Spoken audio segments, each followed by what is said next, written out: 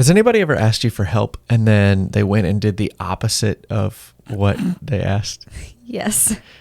Yeah. So we had this question at the beginning of a YouTube video a couple weeks ago, and we felt like it deserved its own podcast because there's a lot to unpack here. I don't know. Jen and I have a lot of very strong opinions on this matter and people who do this. Yes, very much so. Roll the intro. Welcome to the Let's Quit podcast. Quitting is not always a bad thing. If you have the right mindset, quitting can be the most powerful tool you have on your journey to success. It's certainly been helpful for us. Whether it's flying through hurricanes, building our businesses, or just trying to get to bed on time, we're always trying to level up and improve our lives. This is the show where we share the lessons, experiences, and friends that have helped us live this incredible life. So let's quit the bad and grow the good together.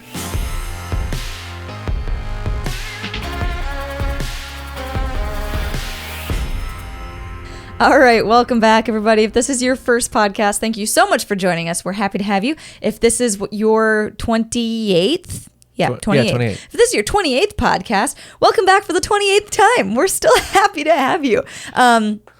Thanks for listening. Probably the biggest way you can help out the show is if you share it with somebody else, maybe somebody who's interested in these same topics or self-growth, that kind of stuff, or even if they're not, and they should. If you can give it a share, we would really appreciate that. Yeah, just about the only metric that really matters anymore on like social media is like sharing the content. That outweighs just about anything else. If you send a piece of media or content to somebody else, I don't think there's a platform that has a higher I don't think the creator gets any more bonus points for any other action than somebody sharing a piece of content. So, fun fact, if you really want to help out your content creators that you follow and support, share their stuff. Share their stuff. That's really the best thing you can do for them, for the algorithm, for you. So anyway, that being said, thanks for everything that you guys do for us. We are a listener-supported show. You can support us on Patreon if that's your thing. Otherwise, keep doing what you're doing. Weekly update, Jenny. What have we been up to? I feel like we don't have anything to put here. Yeah, but we say that all the time. But I feel like this week was kind of like a not boring week. Okay, I'm just going to list out what we did because one of the things was definitely not boring. And that was that we got a new planer.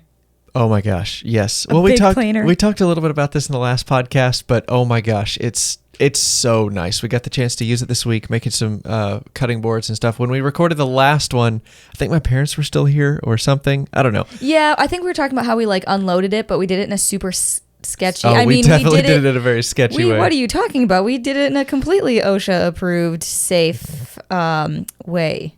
Anyway. There were no Jackson 2x6s involved in this situation. Anyway, we got the planer. It's all set up. It's ready to go. It was dialed in right from the start. All I had to do was put on the in-feed and out-feed tables, which was a breeze. When you buy, it gets to a certain point with equipment and machinery and tools where you spend enough money that they do things the right way. They're not trying to cut costs because you're willing to pay, whatever their extra markup is. So they just do it right. If you're trying to buy the cheapest tool out there, if you're trying to buy some stand-in for the real name brand tool, then okay, they're going to cut corners. You're going to use bended sheet metal instead of cast iron or cast steel or whatever. But with this planer, they just do everything the right way. So it goes together easier. It adjusts a lot easier. I don't know. It's just... Yeah. So when we were using our little lunchbox planer, I mean, it worked. It did the job, but we had to put them all through the drum sander after that. Just to get it dialed in and perfected. Well, there was snipe. The in-feed and out-feed tables weren't long enough. And the in-feed and out-feed tables were made of stamped sheet metal, which is fine at that price point. But, if you've got cast iron and you've got good rollers in the machine, then, it's not going to chew up the wood like the cheaper one Right. does. And I think what I'm most excited about is we don't even have to put these boards through the drum sander anymore. After they come off the planer, they're ready to sand. Right. We're ready to just finish them up and send them out the door. It completely eliminated an entire step of the process. Yeah. So you restocked all of our cutting boards. We were out. Literally, we were out. We were down to 4 cutting boards. Yeah, we talked about that last week. And so you restocked everything this week, though. Yeah, I got about halfway through a batch. So a new batch, we're making a lot more. Again, I'm repeating myself from last week, but we're making a lot more out of one batch of materials than we were previously. And so I've got about 30, 35 of them ready to go now. I've still got another 30 to 35 waiting, and then another 10 or 15 that need a little bit more love, just because they need like holes in the wood. Hey, guess what? Trees are in nature, and so there's bugs and birds and like imperfections in the wood, and so we have to fill those with epoxy resin, let it cure, and then sand it down. And so some of the boards take a little bit of extra time. But I think we set a new rule for ourselves. So when we like have the little strips that we glue together to make the cutting boards, we're getting to the point where if we see one strip that has something we don't like in it, or like a big knot or too many holes that would, start to look funny if we filled them all with epoxy, we just throw that strip out. We don't even give it a chance, because what we're running into is some of those strips, we're like, well, we don't want to waste, the wood, so it's fine. I'll fill it with epoxy. It's whatever. And they get glued up. And then all of a sudden, if it's too bad, now we're not just throwing out that one strip, we're throwing out that whole board. Right. So we're going to have to be a little more strict. Well, that's what we determined too. So this is more inside baseball, how to run a business type stuff. I hope you're interested in this. But we noticed that we've been building these cutting boards in teams of 2, whether that's me and Jennie, or me and Eric, or Jennie and Eric. But the part that slips through the cracks is the quality control, because we're so busy about trying to get the pieces through the machines that we're not slowing down, inspecting each piece. So we did the math, and what we really need to do is these batches of cutting boards need to be built by a team of 3 people. And one person could be doing in-feed of the machine, one person can be doing out-feed, or moving material for the guy at the tool, and then the third person needs to be inspecting the piece that comes off the tool and deciding, do we throw it out or do we keep it?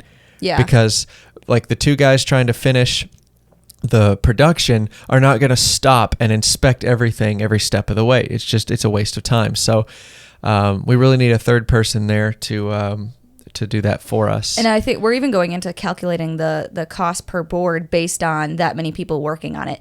So when we sit down and we put in all the numbers, how much wood are we buying? How much does it cost? How much do the rubber feet cost? How much are we using in glue? When it gets down to the labor part, we're not calculating it as if like me and Davis are both working 8 hours a day doing this. We're pretending that we have 3 employees that are working 8 hours a day on nothing but cutting boards. And then we figure out what each board costs. Yeah, so that's going really nice. The time we save with the production for the drum sander is going to help pay for that third employee. Right. So it all balances out. But yeah, we are at the point now where we are very comfortably making 100 cutting boards in a week. We've done it twice now. And if we need to do it again, we can. So that was kind of our goal. That was our goal to maximize the shop, and we've hit it, and we're sustainable at it. And I don't know, it feels really good. I need to listen to a previous episode of the podcast and soak in that and celebrate it and internalize it, process it, take it in. Yeah, because otherwise we'll sit here and be like, okay, that's cool, but what's next? And then we'll pass and then we'll get on the podcast and we'll say, I didn't do anything this week. And in reality, we achieved one of our biggest goals from a long time ago. Yeah, I know. Anyway, that's life. But I think that was, one of the biggest things we did this week. But we also revamped our weekly schedule. Yeah, so we'll talk about that a little bit. So what we used to do is we would do 3 days a week on the woodworking business and then 2 days a week on media production. So that was that's all the Jennie and Davis stuff you see, Instagram or TikTok or podcast or YouTube. We do all of that for the week in 2 days worth of work. Yeah, we've really streamlined and gotten our systems down to where we can do everything in 2 days. But we were realizing that at the end of every day, we were finished with our weekly actions and we only had an hour left at the end of the day. Well, you're tired. It's the end of the workday. How much are you going to get done in that last 45 minutes to an hour? Not much. So we had a bunch of stuff in our inbox, not our email inbox, but in our to-do list inbox, from just weeks that we didn't have enough time and stuff started slipping through the cracks. Or we were like, hey, well, this is a Samara woodworking day. I'm not going to do Jennie and Davis tasks today because I'm dedicated to doing Samara stuff. But if I didn't quite have enough Samara stuff to fill the day, then right, what do I do with those last 2 hours? And vice versa for Jennie and Davis. Right. So we just had a lot of stuff piling up that we needed to take care of. And we just decided that we came back from the wedding in El Paso a couple weeks ago. We were just going to totally revamp the schedule. So now what we do is at the beginning of the week, we list out all of the things that we feel like are quote unquote need to do's for the week. For me this week, it was finish up that batch of cutting boards. For Jennie, it was mail out a certain number of cutting boards, call some people, follow up. Like, we just wrote out everything we needed to do, big or small, for that week. And then we just started hacking away at it. We didn't really prioritize the day to be on any one business. We just said, okay, I got time to do this right now. Let me knock this thing out. And we organized things in order of timeliness, priority. That was our priority. It was more priority of tasks rather than like priority of days. Right. So I don't know. It worked out pretty well. Last week doing this the first time was miserable. It's because we had so much stuff in the backlog to do. We were just both angry and miserable, and we both didn't like the new schedule. But this week, I don't know. I felt like this week was a lot it's always better. hard when you're playing catch up, and we rolled out this new schedule during a week that we were kind of playing catch up because you ever play mustard? No, that's gross. Just or ketchup. Mayonnaise? No, that's double gross. Just ketchup. And so, it's hard when you're out of town for a few days and then you have to catch up and do everything new for the upcoming week. And you're starting a new schedule system. So it was frustrating. But this week it worked out really well. Yeah. So I'm looking forward to keeping this schedule going forward. Yeah, it'll be good. It'll be good. So enough rambling. That is what we did this last week. I say we move on to the title topic. Okay. What say you?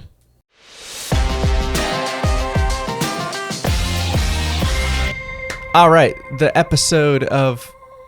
title of this episode, not the episode of this title. The title of this episode is Quit Asking for Help. And I'm sorry, you got clickbaited. It's not quite what we mean. So we're not saying don't ask for help. Well, we might be. Depends on who you are. Let's unpack this, shall we? Yes, shall we? So, number one, what we mean by quit asking for help. A lot of times when people ask for help, you included, me included, Jennie included, everybody. When we ask for help, we ask it so poorly. And most of the time, if you were to slow down and consciously think about how you're asking somebody for help, you realize you don't actually even need to ask them for help. You're just lazy. You just don't want to do it. Yeah. So we're going to unpack that. We got a couple different principles here, and then we'll give you a lot of action steps today. Get ready.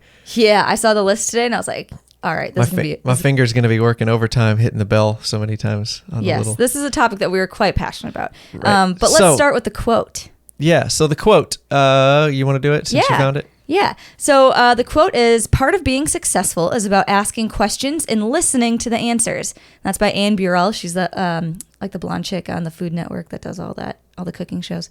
Yeah, because I watch Food Network. I don't really watch it either, but I did recognize her face when it popped up. Anyways, and it sounds like a really simple quote, part of being successful is about asking questions and listening to the answers. But I feel like a lot of us shut our brains off when we get to the point of listening to the answers because we're like, oh yeah, being successful, ask for help, ask successful people their opinions. It's like, no, but then you got to do the hard part, which is actually listening, comprehending, and acting on the answers, right? Right. So that brings us to our first point is when asking for help, people do it poorly because they don't listen to the answer. This looks like a lot of different ways. It's you disagree with the person's answer, which we'll unpack that. You're not you sort of expect, you're like, yeah, I thought you were going to say that. Like you're just already accusing the other person. You're not actually listening for them to give you advice or help, even though that's what you asked for. So number one, humans, we like knowing the answer. We don't like to be wrong. Like nobody likes to be wrong. Who enjoys being wrong or being told or finding out that the information in their head is not accurately mapping to reality? I feel like some people will say, oh, I love being wrong because then I learn what I can do better. But they don't actually like the feeling or like the actual action of being wrong. Right. They know that what they learn is more important than the negative feeling they get right up front. Right. But everybody feels bad when they're wrong. Like anybody that doesn't say that, like is either lying or Are you even human? Are you a robot? Right. So we don't like knowing the answer. So automatically, number one, if you're asking for help, be prepared to disagree with the answer somebody gives you. Because if you already knew the answer, let's say you're asking about something you don't know, if you're learning something new, you're going to have to do something new. And new is uncomfortable. We like our routines. We like knowing the answer already. So if you're asking somebody for help, be prepared to not like the answer that they give you. This is why I hate asking you questions about cars. I'll be honest. I don't know much about cars. I can change my air filter and I can do my wiper fluid and that's about it. And like when I ask you, hey, why is it making this noise? Or like, hey, why isn't like this button in my car working? I always hate asking it because I know your answer is going to be, oh, well, that means you have to get into the manual and you have to figure out this. Oh my gosh, my worst nightmare would just be sitting there and reading a car manual. That sounds miserable, just reading a car manual. And that's why I hate asking you questions about my cars, because I know that's going to be the answer. Which is exactly our second point, which is you're not respecting the time of the person that you're asking. Yep. You're asking somebody else to do it for you. That's what that means. Is you know where you could find the answer. You know you could open that owner's manual and figure it out, or you could like listen to the noise and identify which part of the car it's coming from and then go in the user manual, try to figure it out. But no, you'd much rather bother me asking a question, interrupting what I'm doing. Why else do I have you?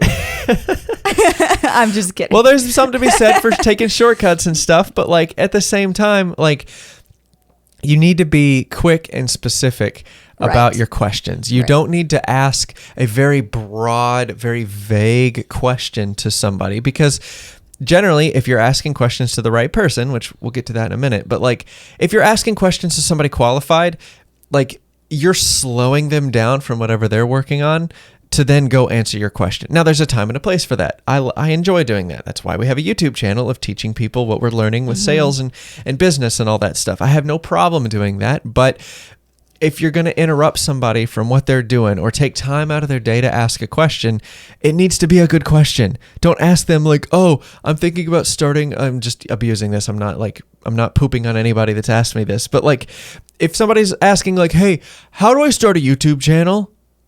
It's like, bro, like I'm busy. What part? Like, where's the upload video button? Yeah, like, everybody's got the same upload button on the top right of the screen. Like, that's how you start a YouTube channel. Yeah. You sign in and you click that upload button. But like that question has so many layers to it. They could mean, how do you start filming? How do I edit? How do I upload? How do I get good titles and thumbnails? Like, again, I'm just abusing this one like case out of context, but like when somebody asks a broad generalization question like that, like how do I get started on YouTube, it's like, what have you done? Like, what work have you done? Or do you just like, or even the worst, these are the worst people in the world, are the people that ask questions like that and have no intention of starting a YouTube channel themselves. They're just curious. Oh my gosh. You're going to slow somebody down. You're going to make them stop what they're doing to answer a question that's, number one, a bad, vague question. And number two, you don't have any intention of taking action on it. Anyway, that person needs to stop asking questions. Right. That person, our buddy Jeremy in the Stud Stack calls, well, let me preface this. I'm not about to say a bad word, but if you have small ears, you probably don't want your kids repeating this. So, because it sounds like a bad word, but it's not one. I feel like I've given you plenty of heads up, but don't be an asshole.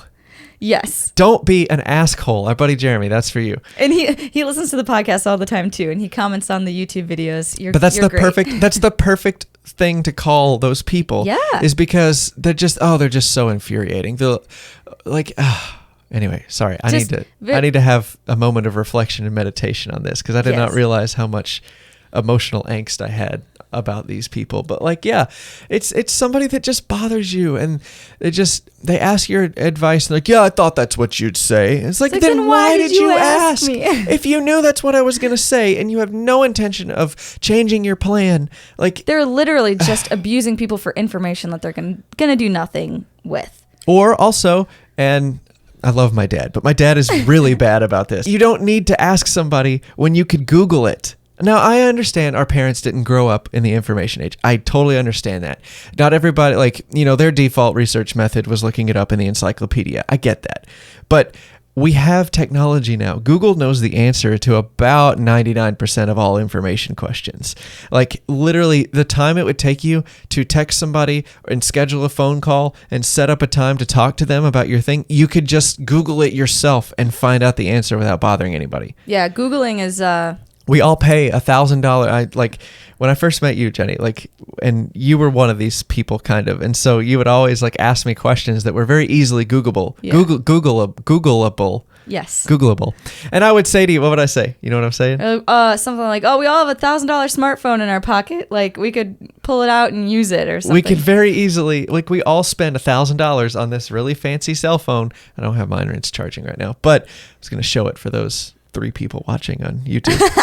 But like, we all got a cell phone in our pockets. We spent $1,000 on it one way or another. Like, use it. Just search for it. You've literally got the entire world's encyclopedia of information in your pocket, and yet you want to bother somebody else about your question. Yeah, I could understand reaching out to somebody if you had like done all the research, you've Googled, you've tried to figure out the answer on your own, and then if you want somebody who's got experience doing it to just confirm that your research was correct. That, or you're asking about 2 different frameworks or 2 different opinions. Like, what's your opinion on index funds versus day trading? But look at that. That's a very specific question, right? That's already better than what should I do to start investing? Right. Exactly. Yeah. Right. So you have to be specific with the questions you ask. Also, I think we had somebody email us a while ago asking to like be on the podcast or something. We get some people that ask questions very well. They say, hey, I would like to do this. Here are the ideas that I would like to bring forward. This. It is clear that they have thought it through. And like, what do you think about doing, a podcast together? You want to reach somebody bigger than you. You want to reach somebody that's like famous or has a platform. Ask a very narrow, specific question. And do like in their expertise. Like, do all the homework and then ask the question in a very pointed, specific way. That's the best way to get an answer. Those are the only questions that Jennie and I really answer. Are people that are like, hey, I've tried looking up what boxes to use for my packaging, or I've tried finding the boxes that you use for your cutting boards. I'm having trouble deciding between ordering 20 for a sample or ordering 200 and just biting the bullet and going for it. That question I will answer. If you just ask me, hey, where'd you get your nice boxes? I'm not going to answer that. No. Like, you can easily, and what we found with that question is that's not even the answer that's not even the question they want answered. So let me unpack that. Yes. People don't actually want to know where we get our boxes, our nice custom printed boxes from. They don't believe that we've bought them from the same places that they have found. Like, we get this question so much, and every time we do engage with it, somebody has like said, oh yeah, I've Googled, I found a couple different because that's our blanket answer is like, there's a ton of companies out there, just Google one and pick it. Because that is what we did. That's what we did. People don't like that answer, but that's literally what we did. But people don't think that we actually spent $6 a box and ordered 250 boxes. Like, they think that's crazy. And so they're asking, they think they would rather believe that there's some magical box supplier that does it for $3 a box. That somehow we found that nobody else on the internet can find, and we have a special secret code. So the question they're asking is not even the question they want answered.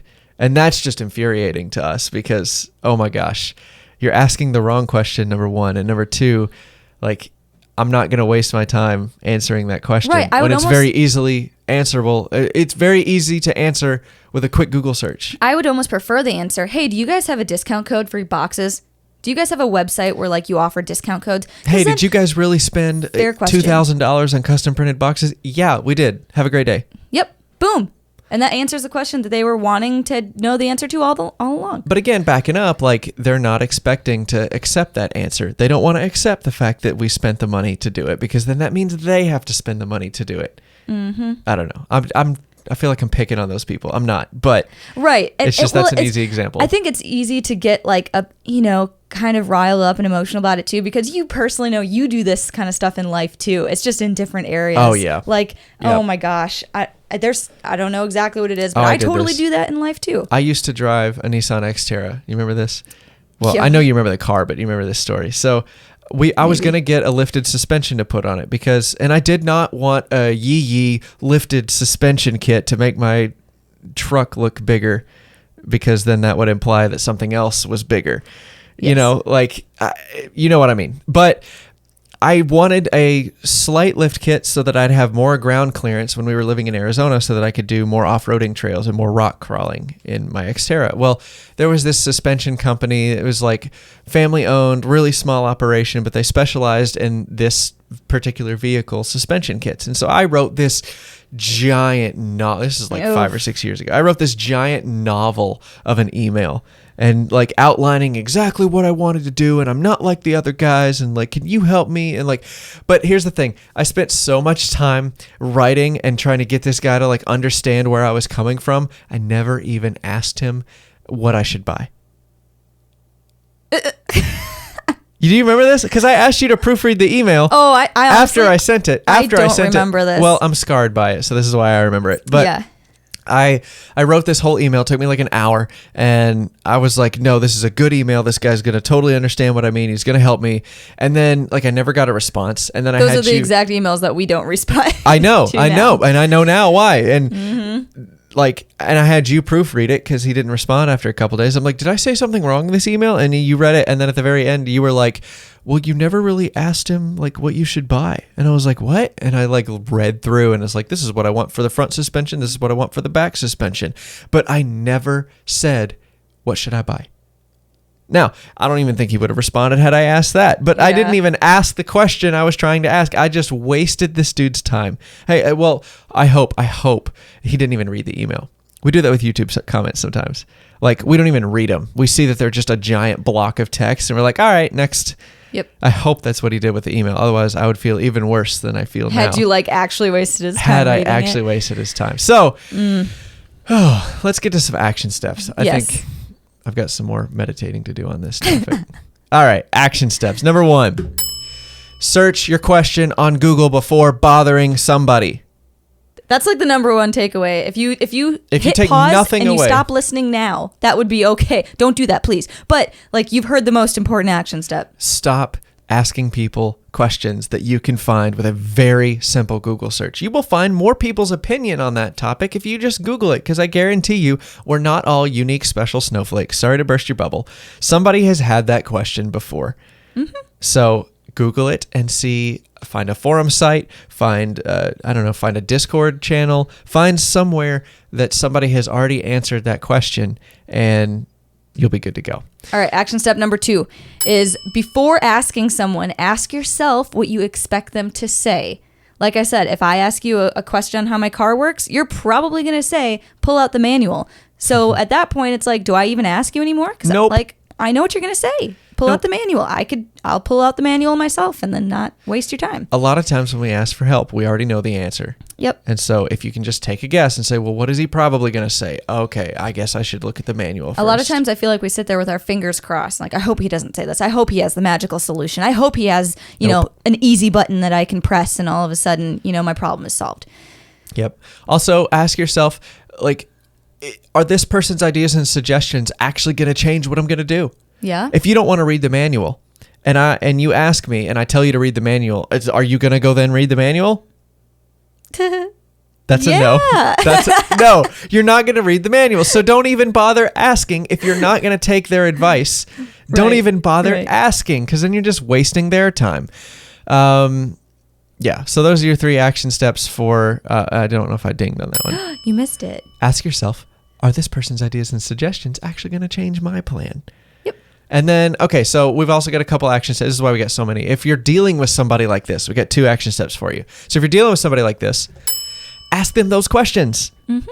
Just stop them. Just, I don't know. I think about it like a little kid that wants something at the candy store, and like the parent the kid runs up with a toy or candy or something. Mommy, can I have this?